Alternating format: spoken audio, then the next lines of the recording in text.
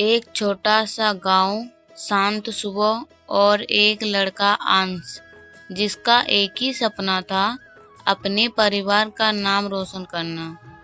लेकिन जितनी मेहनत करता उतना ही पढ़ा हुआ भूल जाता।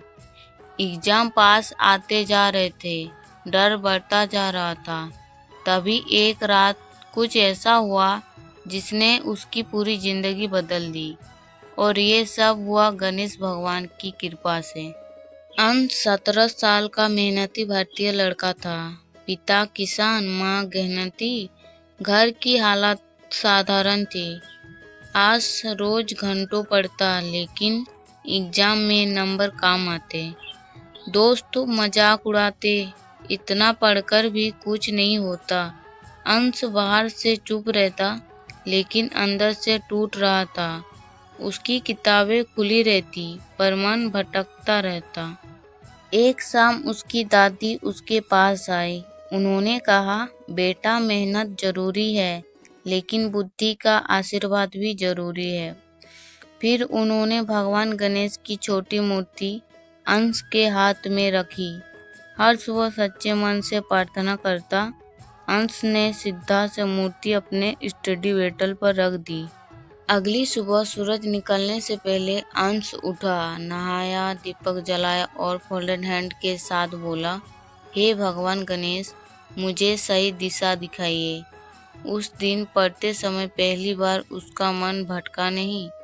उसे लगा जैसे शब्द खुद याद हो रहे हो।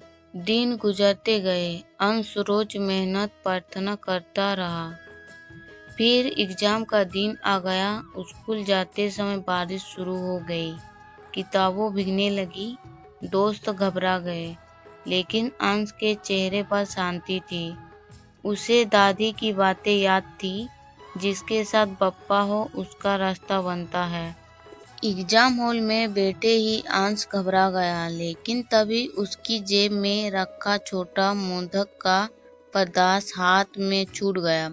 उसे आत्मविश्वास मिला। पेपर खुला और हैरानी की बात, ज्यादातर सवाल वही थे जो उसने पहली रात पढ़ी थी। अंश मुस्कुराया। रिजल्ट का दिन। पूरा गांव स्कूल के बाहर खड़ा था। अंश का दिल तेज धड़क रहा था। नाम पुकारा गया, पहला संतान अंश। पूरा स्कूल तालियों से गूंजा उठा। माँ रोने लगी, पिता की आंखों भर आई। दादी ने आसमान की तरफ देखकर धन्यवाद कहा। अंश घर आकर भगवान गणेश के सामने सिर झुकाकर बोला, पप्पा, आपने सिर्फ नंबर नहीं दिया, अंत विज्ञान दिया। और उस दिन अंश समझ गया, मेहनत विश्वास से ही सबसे बड़ा आशीर्वाद है।